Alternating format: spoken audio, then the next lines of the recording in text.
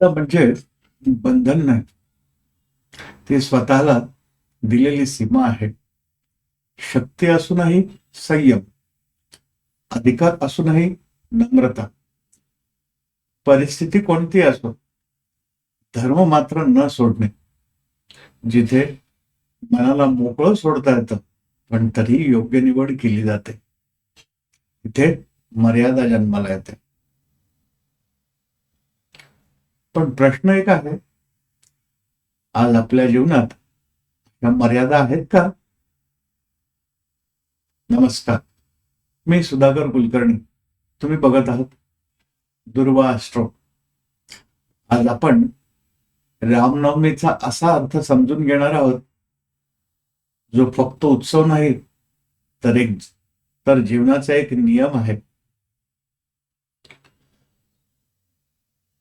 काम, क्रोध, लोभ, मोह, मद, मत्सर म्हणजे काय हो? काम, आतली इच्छा आणि वासनांची आसक्ती म्हणजेच काम. क्रोध म्हणजे काय? नियंत्रण नसलेला राग. अधिक मिळवण्याची अखंड लालसा म्हणजे लोभ. अज्ञानातून निर्माण झालेली आसक्ती म्हणजे मोह. अहंकार, गर्व म्हणजेच मद. म्हणजे मी खूप काही आहे, माझ्यासारखा कोणीच नाही, यालाच अहंकार आणि गर्व म्हणतात.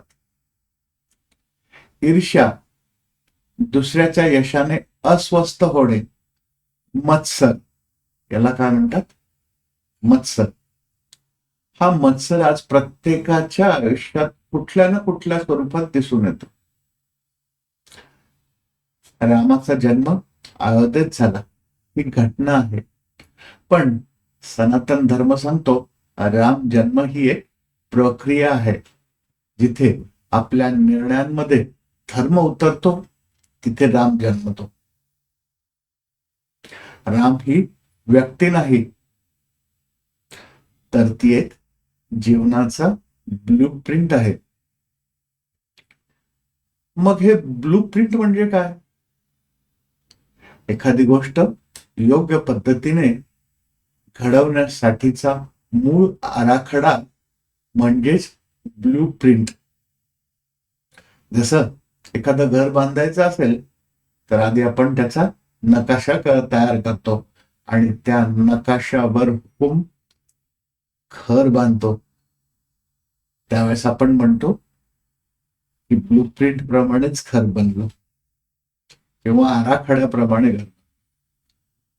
तसंच जीवन कसं जगावं, निर्णय कसे घ्यावेत, नाते संबंध कसे सांभाळावेत, चा आदर्श आराखडा म्हणजेच राम.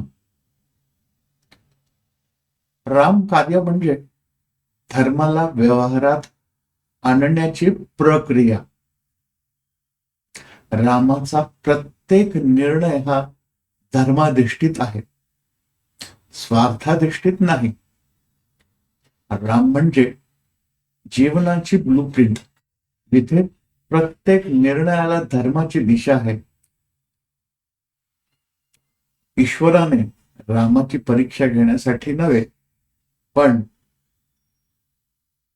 रामामध्ये जी गुण आणि तत्व भरलेली होती, त्या आदर्शांची परीक्षा घेण्यासाठी ईश्वराने रामाच्या जीवनात विविध व्यक्ती आणि परिस्थिती निर्माण केल्या आणि श्रीहरीने मानव रूपात प्रत्येक प्रसंगात धर्माचं पालन करत आपली ब्लू प्रिंट ही सक्सेस झाली असल्याचं ईश्वराला रामाने दाखवून दिलं.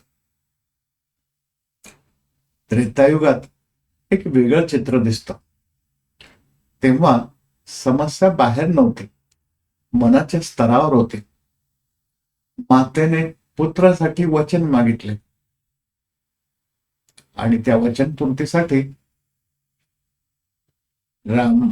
रामाने वनवास स्वीकारला. नवपरिणिता सीता माता राजसुख सोडून रामासोबत निघाली. भ्राता लक्ष्मण सेवेसाठी उभा राहिला आणि भरत रामाच्या पादुका डोक्यावर घेऊन आला आणि गादीवर ठेवून स्वतः रामाचा सेवक म्हणून जगला. मित्रांनो, ही कथा नाही, हा धर्म जगण्याचा आराखडा आहे. सतयुगात आत्मतत्व ढळलं, अहंकार वाढला.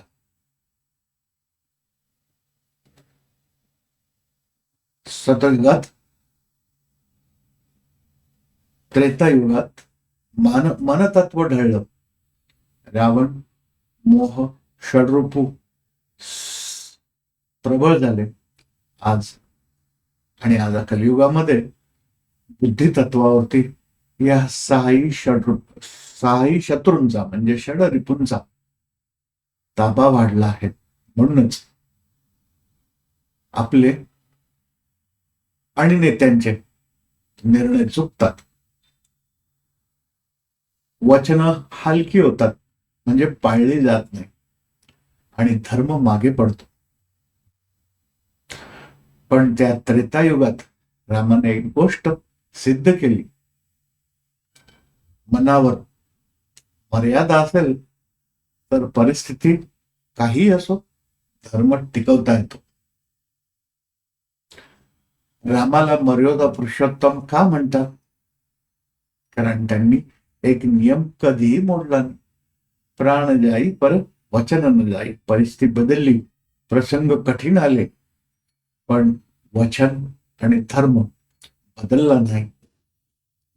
हाच श्रीरामाचा महानपण. आज आपण पाहतो, चुकीचं दिसतं, पण आपण शांत राहतो, न्याय जाणवतो, पण पुढे येत नाही आणि मग म्हणतो काळच फार वाईट आहे. पण प्रश्न काळाचा नाही, प्रश्न आपल्या वृत्तीचा आहे.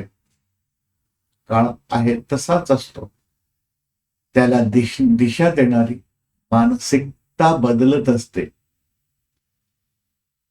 या मानसिकतेमध्ये बदल हाच प्रमुख असलेल्या काळावर, त्या काळात असलेल्या दुःखावरचा उपाय आहे.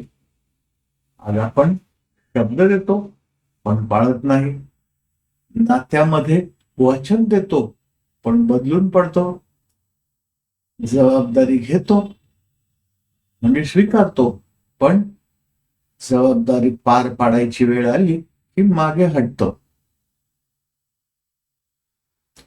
रामाचा जो नियम आहे, प्राण जाई पर वचन न जाई, आपला नियम होईप्रमाणे बदलून जाणे. सनातन धर्म सांगतो, धर्म बाहेरून येत नाही, तो आतून जगायचा असतो. रामनवमी म्हणजे जग बदलण्याचा दिवस नाही, पण आपली मानसिकता म्हणजेच स्वतःला तपासण्याचा दिवस आहे. रामाने रावणाचा वध केला, पण आज रावण बाहेर नाही, तो आपल्या प्रत्येकाच्या आत आहे. मद, मोह, मत्सर ह्या रूपामध्ये जोपर्यंत हा रावण जिवंत आहे, तोपर्यंत राम जन्मणार नाही. आज एक निर्णय घ्या, ह्या षड्रिपूंचा त्याग करा. हीच खरी रामाची पूजा. रामाचा जन्म अयोध्येत झाला, पण त्याचा खरा जन्म आपल्या निर्णयांमध्ये व्हायला पाहिजे. राम मंदिर अयोध्येत उभं राहिलं, पण राम प्रत्येकाच्या मनात उभा राहायला हवा. मित्रांनो, राम ही व्यक्ती नाही, तर राम हे नियम आहेत जगण्याचे. धन्यवाद.